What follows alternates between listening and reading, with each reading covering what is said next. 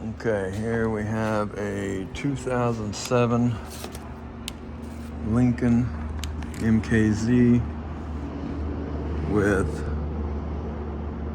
152,325 miles, running rough, CEL, blowing fuses. Supposed to be a 15, put a 10 in. Rear driver door lock. Doesn't lock with the rest of the car. Okay, let's see what codes we have in here.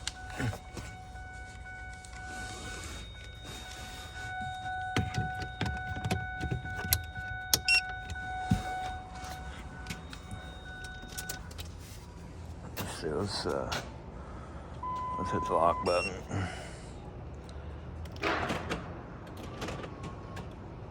Okay. See if you can hear this. It's like click, click, click.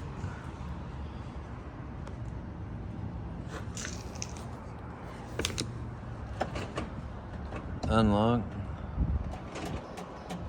Can you hear that? So I'm gonna lock it because I didn't hear it on the unlock. So I'm assuming that it's going to unlock okay.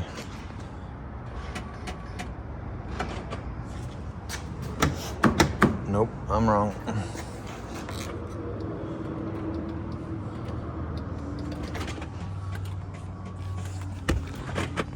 Okay, there's the lock. This is the front door. Oh, it is doing it on the unlock too. Okay, so I think that is self-explanatory enough. Door lock actuator is bad. Okay, so let's, keys on. Let's see what we have for codes. And I forgot to put my mic on again, so I'm gonna let this load and I'm gonna put my mic on. Okay. 2007 Lincoln MKZ. Code scan. Ignition off and not, or on and not running. 18 engine memory codes. Oh boy, big old list. Intake cam position, open circuit. Intake cam position, bank 2, open circuit.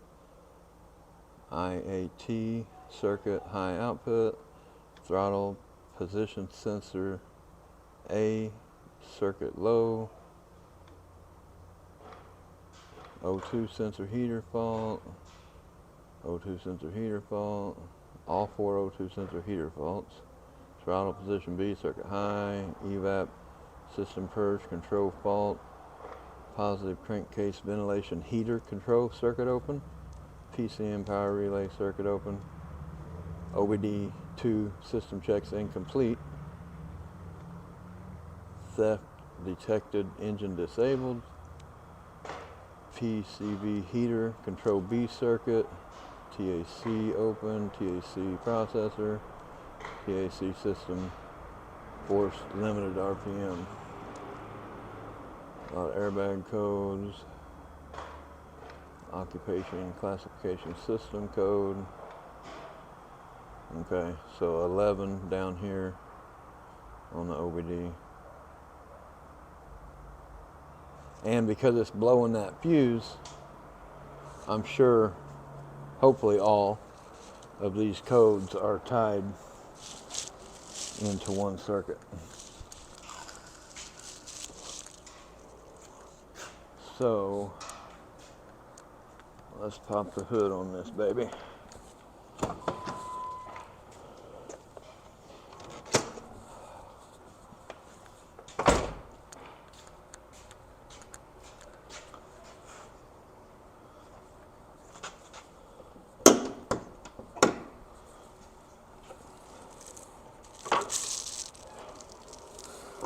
Okay, so blowing a fuse.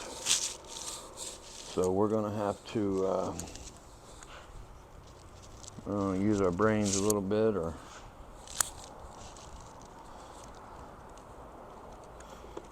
blowing a fuse. Okay, there's 3 fuses. Yep. These look like they're all blown. Yep. So they've been trying to put fuses in it. Them are blown.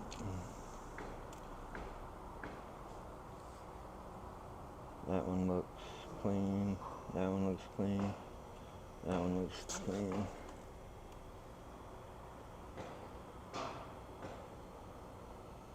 Prongs are bent in and that one's blowed.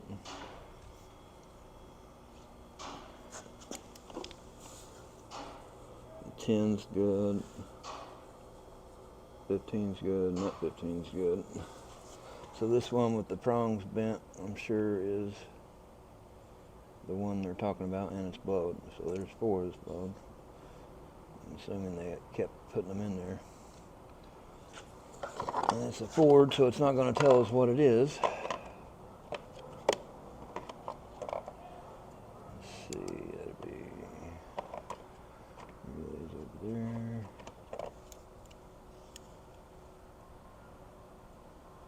$49. Okay, so we got to find out what fuse 49 is.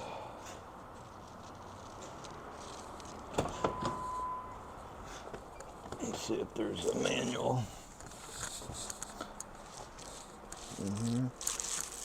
Alright, I gotta move my mic. It's hard telling how bad that was on you guys. Hitting my whiskers.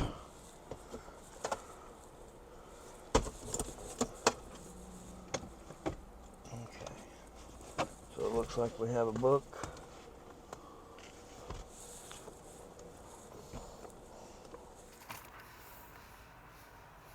Fuses.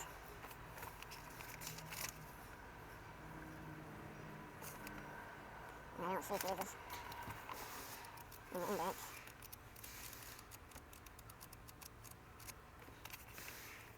Okay, that's the passenger compartment.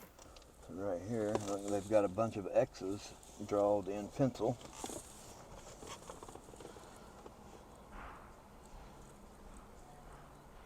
On random relays and fuses. I don't know what that's all about. So fuse 49 right there.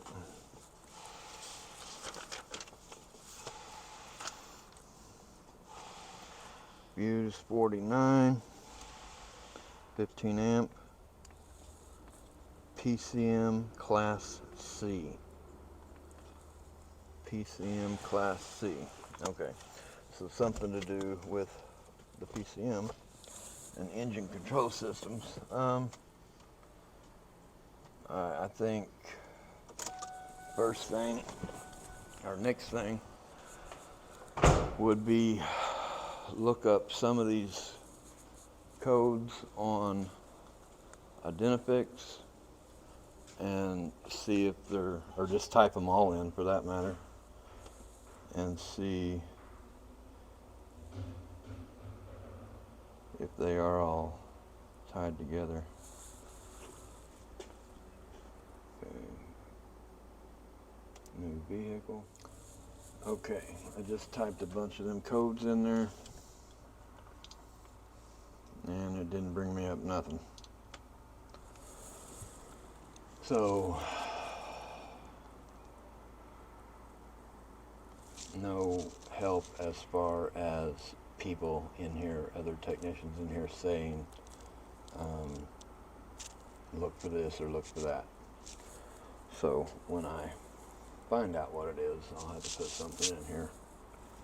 That way somebody else can benefit. So nothing in there. Let's go to All Data Repair and pull up some wiring diagrams. Now, Identifix has them too. I just used to using All Data for my wiring diagrams. Okay, so 07.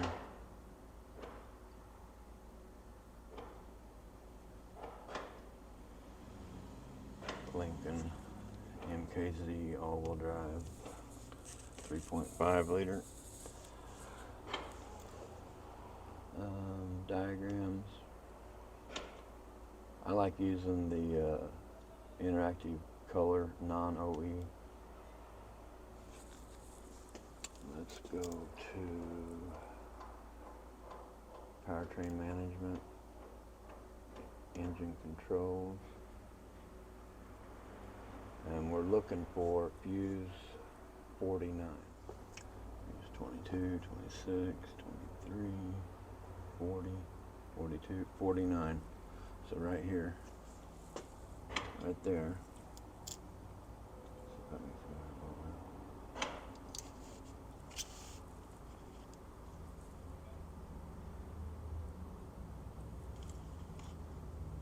Okay, so fuse 49, right there. So it comes down and it splits off 5 ways. So you got one coming over this way to the left, one to the right, and 3 down here. So the one to the left comes over here to the evap canister purge valve. That was one of the codes. Make this a little smaller. Okay, that was one of the codes. And then you got over here going off to the right, number 1. So you go down here to 1. Brake pedal position switch. I do not remember if that was one of the codes or not. Okay, and then we'll go down to this one on the left. Over, down. It goes to the mass airflow sensor. I believe that was one of them. And then you have this one here goes to 5. And 5 goes to 5. And 5 goes to 14. And 14 comes down. Okay. Variable camshaft timing valve 1. Variable camshaft timing valve 2. And all 4 heated oxygen sensors. Them were all codes. So this is good. It's going to be something tied to all of these things. Okay, so, and then the one over to the right is number 3. And number 3 goes to number 2. And number 2 goes right here to heated positive crankshaft ventilation fitting, heated positive crankshaft ventilation valve, and that was one of the codes. Okay, so this could all be one thing. Alright, so let's go to the car. Okay.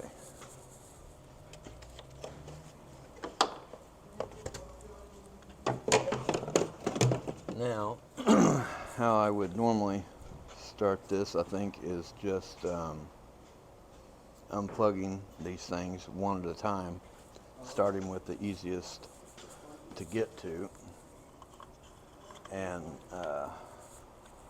seeing if it goes away. So I'm going to get my power probe hook and hook it up and apply power to all this stuff, and put my breaker on 15 amp because that's the size of the fuse, and use it as now I've seen some of the bigger people on YouTube, Scanner Danner and Eric O and a few of them, use actual little breakers, but I don't have one of them. But this power probe hook works good because it has a breaker on it, and I can use it.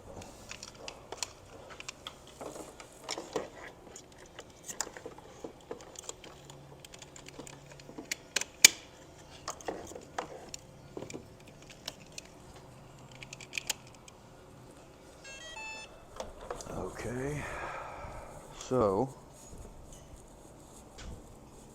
this is how I check for shorts. I'll take my lead and put down in there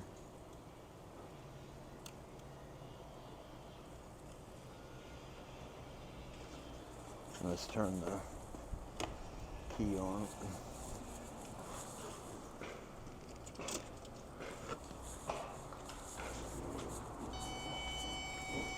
Okay, that side's got a ground. That side has 12 volts. Okay, so what we're dealing with is a short to ground. Let me shut that speaker off. We're dealing with a short to ground. So over here on this side, on the right side, is the fuse box supplying power, and then it goes through the fuse and sends it out to the components. Okay. So let's hit select, circuit breaker 15, because it's 15 amp fuse. Select. Okay. Then let's hit select, go down to power switch and go over to latch. Now when I hit the positive button, that will put power out to all these and hold power to it. Okay. So it's not blowing the circuit breaker at 15 amps. All right, let's start the car and see what happens. All right, it tripped the circuit breaker as soon as I started the car, and now it's not tripped. So shut it off, start it again, and it tripped the circuit breaker. So it trips it as soon as you start the car. Okay. All right, mass airflow sensor was one of them. So we're going to unplug the mass airflow sensor.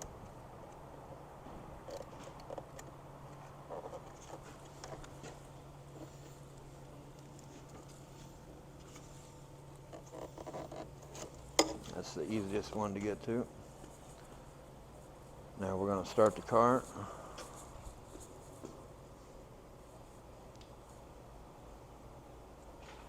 Right now it shows it's drawing 4 amps.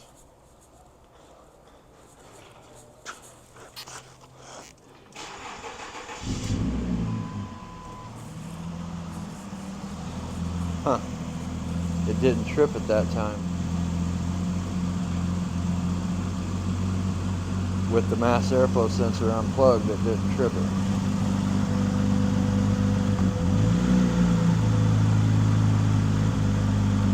I'll do it again with the mass airflow sensor plugged in.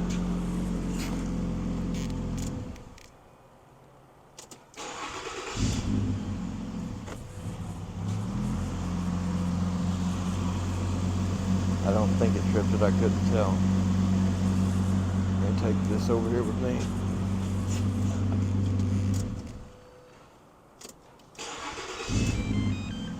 Yep, it tripped it.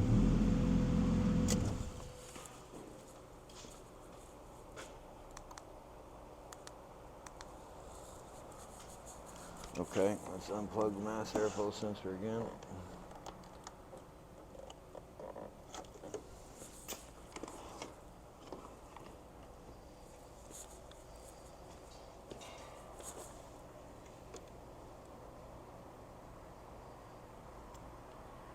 What is going on?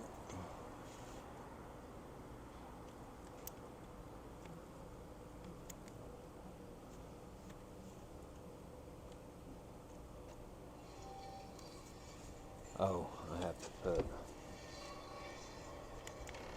Okay, there it's latched. Hit the power button.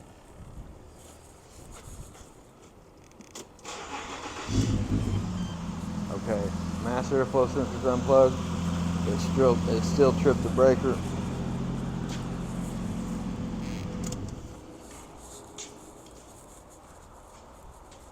Okay.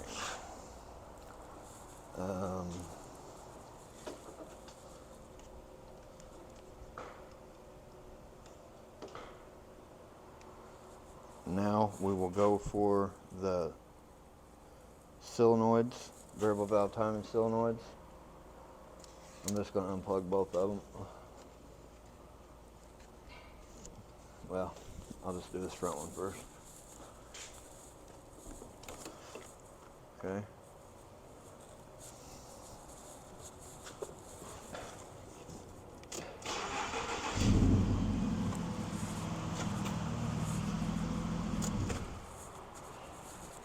Alright, it still tripped the breaker. Go for this back one. Back here. Whoa. What was that?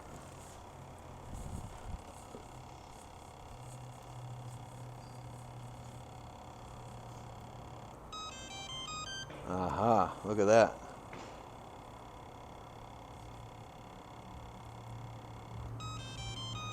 As soon as I pull up on this big connector and wiring harness, it trips the breaker.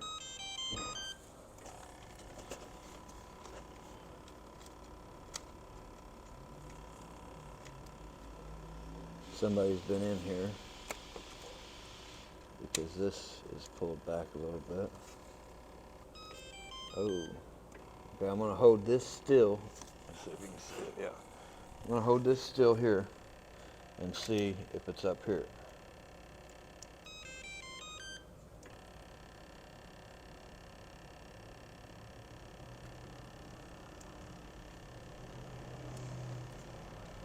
Oh, okay. Now, anytime you're looking for a short to ground, you don't just want to go yanking on stuff because you could fix it and never find it again. So we're just going to push on the harness lightly. And this harness here goes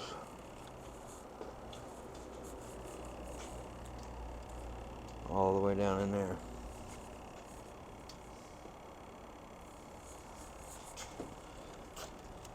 Now if I pull up hard here without holding this, it trips it. And it is flexing down in there a little bit. So, alright, I'm just gonna push, oh. So something is, so it's not a sensor. So I can plug my sensors back in. Now normally I would just go through and unplug these components, sensors, whatever, one at a time, because that's what I'm going to check first. You know, is for a failed, shorted out sensor. But something in this harness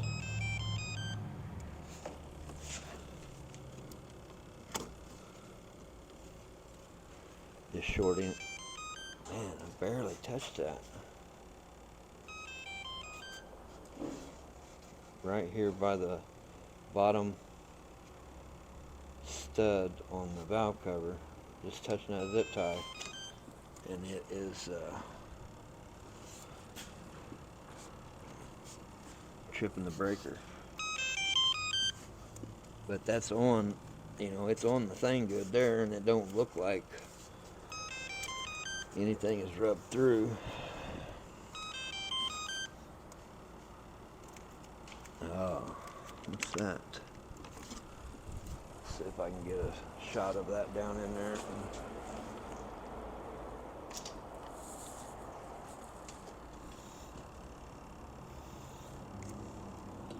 Not really.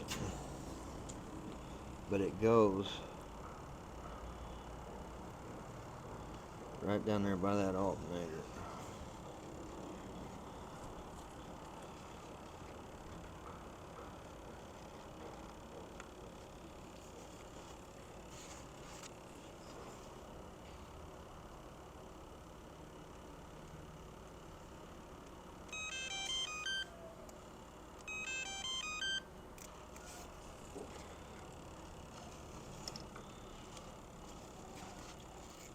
Look at that right there.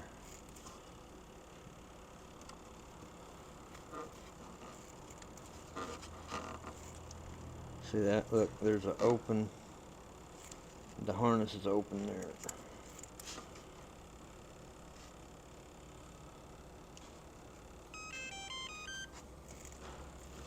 Alright, I'm not going to be able to get my camera down in there. but I'm going to take a better look at it and see what I see. So it looks like I got lucky on this one, because I did not have to get under the car and, unplug everything, the oxygen sensors and PCV valve heaters up here, but everything that's on this system.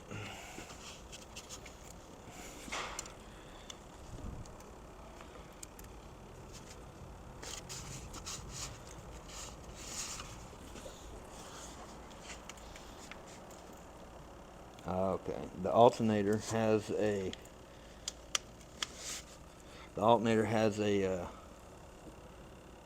okay, that harness is supposed to have a little holder and go through an ear on the alternator, but instead it's not going through there, and the harness is setting right down on that ear.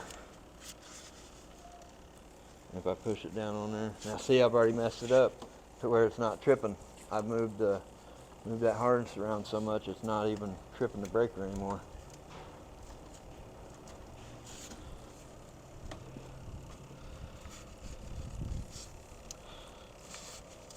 Oh, there it goes. But that's how easy you can accidentally fix something and not find it, by being too rough on stuff before you find it.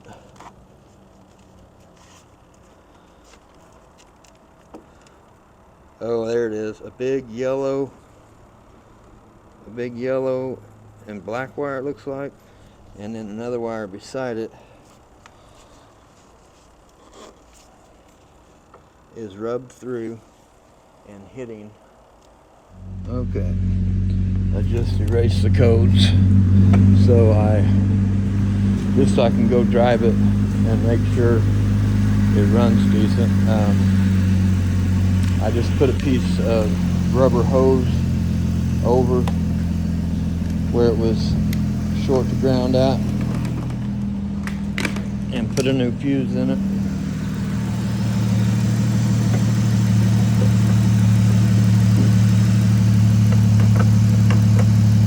Just so I can be a little more sure that there's not some other problems, because CL on, runs rough. So I'll go drive it and see how it runs with that knot shorting out. And hindsight 2020, I guess I should have checked around pushing on the wiring harness first before unplugging stuff. But in my mind I was thinking because when I started it, it blew. I was thinking, okay, one of these systems are turning on and that's why it blew. But in all reality, it was because the engine was moving back and forth and causing the short to ground to contact. So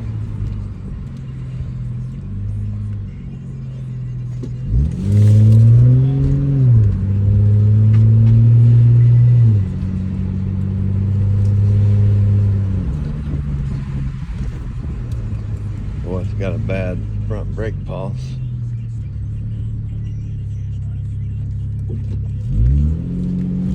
But it seems to run good.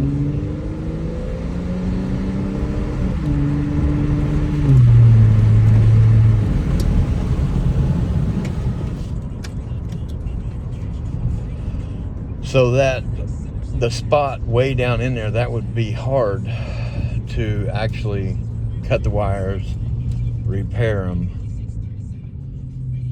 and get it all taped up and everything, because that's real tight down in there.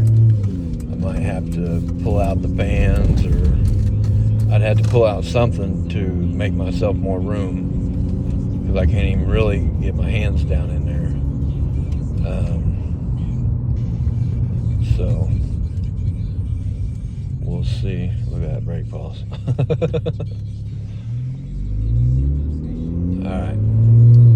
I think, now I know I didn't drive a car, but I think we're good enough to say, yeah, it runs decent if we fix these wires. So, alright, we'll see what the customer has to say. Try to sell them these front brakes and rotors too, they're bad.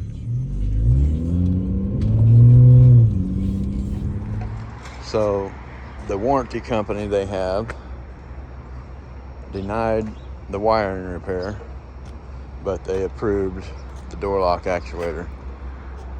And the customer denied the wiring repair.